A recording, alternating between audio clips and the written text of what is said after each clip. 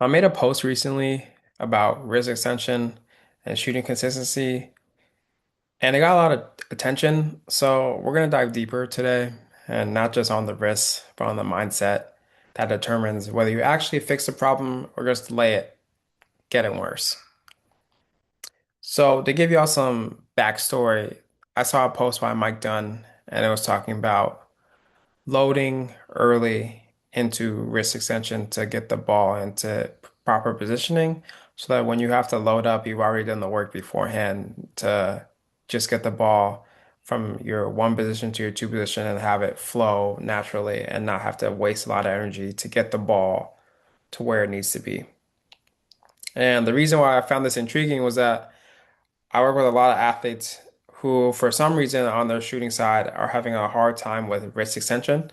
And if you're limited in wrist extension, what I was getting at is you have a lot more room for variability of trying to find the pockets where you have available range of motion. And if it's painful, you're trying to avoid the pain by continuing to shoot. So what we were trying to get at was we got to work on that extension because that extension could be the difference between shooting 35% from three or 40% from three. Just because you're more consistent, there's less variability, you have more fluidity and consistency, and the more consistent you are in your shot, that is what we're going for. So that was the premise of the post. We wanted to just highlight that sometimes it's hard for people to get into that wrist extension and not trying to jam your wrist into the right position if it's not comfortable, if it doesn't feel natural. There's a reason why it doesn't feel natural, and we got to work on that mobility and strength. So then part two was about what are some of the things that I like to put my athletes through and some of the frameworks I think about when I'm thinking about loading and how we're going to get them more mobility and more strength at the same time. So that's the premise. We'll dive into those as we get into the episode. But I also wanted to talk about how sometimes I feel like there is a tendency for people wanting the shortcut, people wanting the information and not applying it correctly or not going through all the steps and wanting a shortcut, and how that shortcut can be detrimental to your long-term goals and your long-term outcomes and just delay what's already been written for you or what you're supposed to accomplish. So everyone that has wants to get better at shooting, they're typically Googling, YouTubing, watching videos on how to get better at shooting. And they try a lot of different things. They try their positioning, they try to work on their mobility, they try to work on their release, they try and work on the angles that they're putting themselves in different situations. Or maybe they don't do anything at all and just hope and pray that, they start making more shots. And I say that to say that if you really got to identify the problem. What is the reason why you're missing shots? Is it because it's painful? Is it because is it because you have a hard time getting underneath the ball? Is it because your sequence is weird? Everything moving as a unit, maybe not as fluid as you want it to be, not as smooth as you want it to be. Maybe you're trying to shoot like your favorite player, but you realize maybe your genetics are not the same as their genetics. It's hard to shoot a two motion shot if you're 5'8", whereas if you're 6'9", like LeBron, Kobe, that's easy. It's easier. So you got to find what works well for you. And you can't shortcut this and try and just find a quick fix. You really got to spend the time to figure out what is causing the limitation or what is causing the problem here. And what can I do? What is in my capability to really uh, start fixing this and get to my goal and what I'm trying to accomplish. And so with the risks, a lot of times I've been seeing it's a limited risk extension. And like we just talked about before, that can be a problem for shooting, for dribbling. But a lot of people are going to try and shortcut this, taping, um, maybe dry needling. That might not be the most comfortable though. Um, cupping on the wrist, on the forearm, you're gonna try put a band-aid on the on what the actual solution needs to be, which is greater loading over time. And maybe in the meantime, you're trying to compensate by putting your hands in different positions to try and be able to get the ball underneath over time, like faster. So if I start here and I can't get here, I'm going to try and find ways to get here. But in me trying to find ways to get underneath the ball's already coming up. So I don't have a lot of time to figure this out. If I can't get this, then my consistency is going to go down the drain. But if I can get loaded early, that makes it easier for me to stay consistent and increase the likelihood of a shot going in, which is what we want to do as an offensive player. So I just want to say shortcuts will set you back. Trying to just do whatever you see on the internet or thinking that if you try this wrist brace or whatever the case may be, is going to get you to where you want to go. You're actually just delaying the inevitable by trying to take a shortcut. You're just going to continue to be inconsistent. You're not solving the root problem. And it might not just be the wrist. That's what you also got to think about. The wrist may be hurting, but that can be a symptom of limited wrist pronation and supination, limited elbow bending and straightening. Maybe at the shoulder blade, you have a hard time upwardly rotating or downward rotating. Maybe you have weakness in the shoulder, so it's hard for you to get your elbow up here or your arm up here to release. There's so many things that you gotta look at. And sometimes you just look at the source for the problem when sometimes it's not even the wrist that's a problem. It's just a symptom of something else up the chain. So we gotta take a look. We gotta analyze. Gotta see how you move. We gotta see what your tendencies are. And once we get that full picture, we gotta see your strengths. Once we get that full picture and what you like to do, then we can start to break down what needs to happen to really solve the problem and allow you to be more of a threat and more consistent shooter. So that's what I want to leave you guys with, understanding the longer path is actually the shorter path if you really take the time to look at what the problem is, what could be contributing to it, and how are we going to address decreasing those problems so that they become solutions for us. So that's how tissue healing and neuromuscular adaptation. That's how your brain learns. That's how your brain learns. It's like we really just become we can because we have access to all the movement solutions that we need, we can create more consistency, but also solve more problems with the more options that we have. So that is my little spiel on don't shortcut. Take the time to really analyze what you're doing, film yourself, see what feels natural, see what doesn't feel natural, where are you stuck? And then as we're going through the second part of the video that did in response to this, we're just talking about my clinical thoughts, my clinical framework of how I would go about improving this. And like I said, sometimes just the wrist itself, it might be what's hurting, but it's not where the problem is. So I like to assess a lot of different things just to make sure that we're hitting all the potential limiters that we need to. And for the wrists, some of that can be just tight wrist flexors. If you're overusing it a lot, is that because of some of the things that we mentioned earlier? You have a hard time with rotation of the scapula, or you have a hard time with supination or pronation, and that's just limiting how you can get underneath the ball. So I first just need to understand, is it something muscular? Is it something at the joint level? Because that's going to dictate how you can load it. For something muscular, you probably have an easier time loading it versus if it's a joint. You're not going to want to push into some of those end ranges where most of the time it's not the most comfortable. That's where you start to feel the pain, discomfort.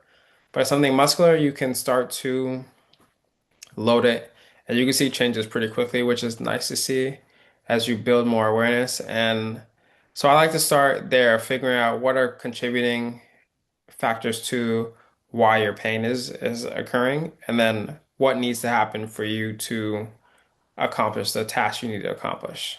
And so we talk about shooting. It's like, all right, starting from the wrist, I gotta be able to get under my wrist. My elbow needs to be able to bend. My scap needs to be able to rotate. My wrist flexors need to be able to shorten. Wrist extensions need to be able to shorten. My wrist flexors lengthen. There's a lot of moving parts that go into shooting, and so I think it would be not smart just to focus on the wrist.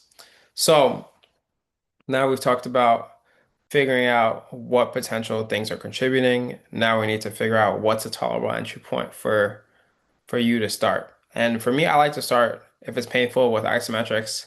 That's where the muscle is contracting, but the joint is not moving too much. So I like to do these in middle ranges. I think end ranges can be, it's not, the muscle is not at an advantage to work when you're at the end ranges here, at the bottom or at the top flexing.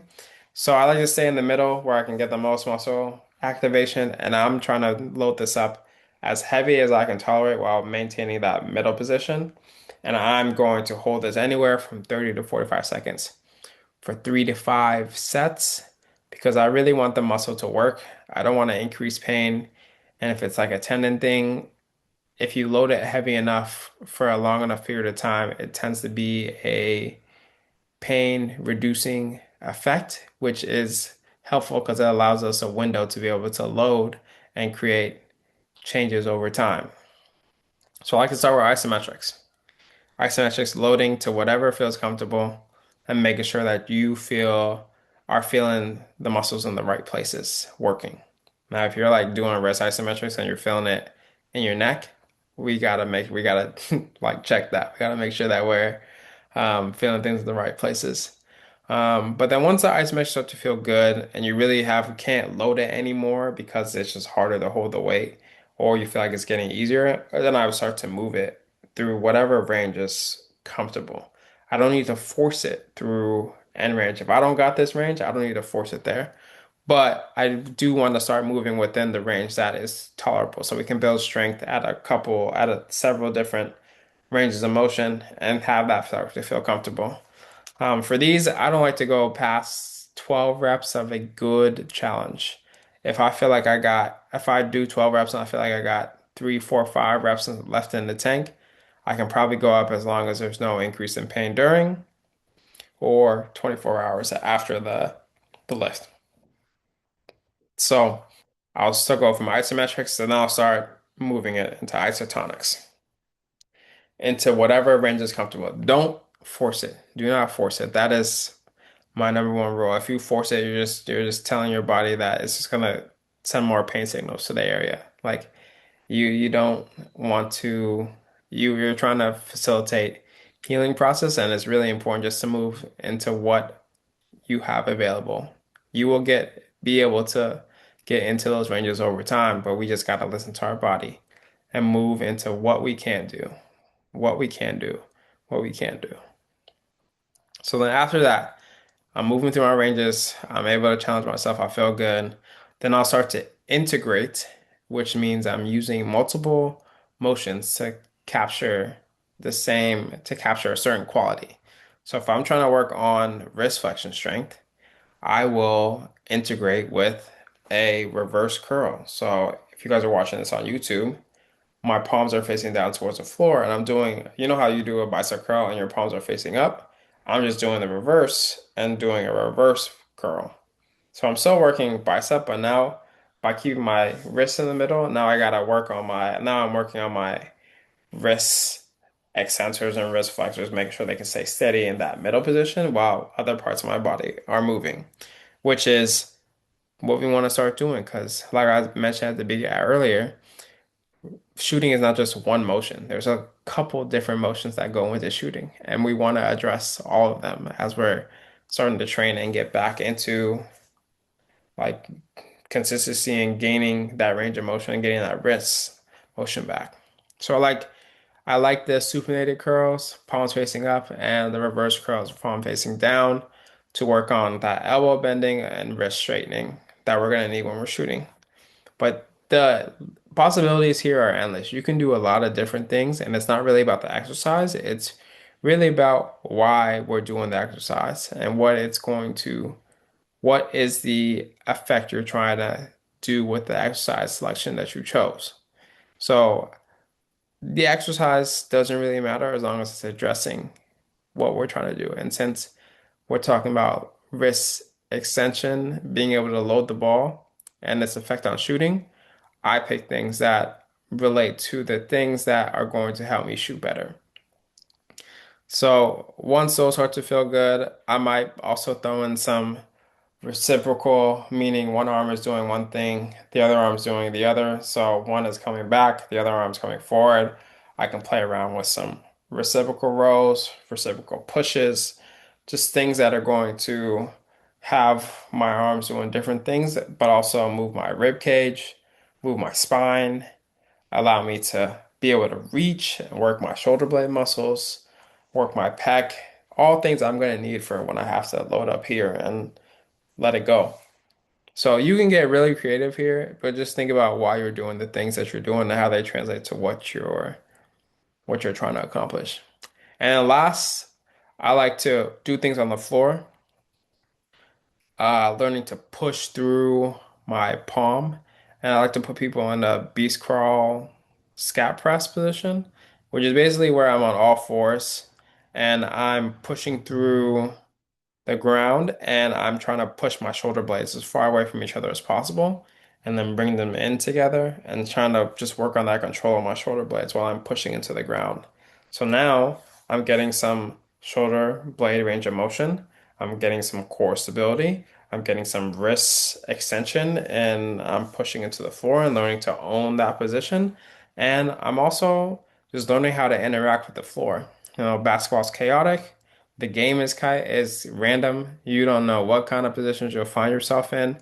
And if the first time you interact with the floor in a game, it's probably not going to be good. So we want to be prepared for when we have to be on the floor. I would hate for someone to be training and they just get in a weird position and they put their arm out and to break their fall and they've never trained put their arm on the ground before and not learning how to deal with that kind of impact. And I think wrist injuries can be very cumbersome, very annoying. And we don't want to miss games because of something that we didn't expose ourselves to. So there's something I like to make sure that we have exposure to, and we can really just start to make sure that we're feeling good and comfortable on the floor. And we're just progressively loading it more and more. So then I might play with knee position. So I might start with knees bent, knees underneath me, and then go to knees straight, shoulder taps. So one arm is on the ground. Then I might go into, you can go into down. You have a downward dog and really just trying to push away and get that gap protraction, retraction. But you really challenge that wrist in a lot of different positions just to make sure you're ready for what you are really trying to do, which is improve your overall performance and outcomes in the game. And making shots is a good thing to do, something that we all enjoy to do. So I went over a lot, but I really just want you guys to understand where I was coming from. I saw the post, and I think Mike Dunn is one of the best teachers of shooting on the internet or just in the world. I think the way he explains concepts is really um, top notch, really top notch. And I just feel like that post in particular just spoke to me because I was like, if you have a hard time getting into wrist extension, nothing you do is going to make that feel comfortable of trying to load early. You're just going to be trying to fight your anatomy into ranges that you don't have, and that's going to affect your shooting consistency, your confidence, and that's not what we want heading onto the basketball court. So, just those are the things that I wanted to highlight. Do not shortcut. We got to get context for the position for what you're dealing with, and we got to understand what kind of things could be contributing to what you're feeling. Once we figure that out, then we can start to reverse engineer and figure out what are you comfortable with right now, and what do we need to build towards. And if you can keep those things in mind, then we're in a good place, and we can start to build from there. So.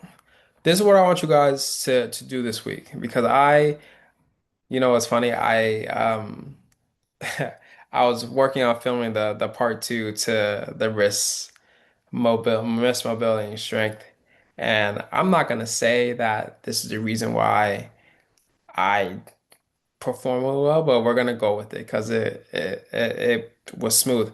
I had a run later that morning after like an hour after I headed out for the Mario Saturday runs, and I was feeling good, and I just went on a heater and like didn't miss, and I was like, the only thing that really changed was the wrist or more dynamic wrist loading before I got into like my regular routine.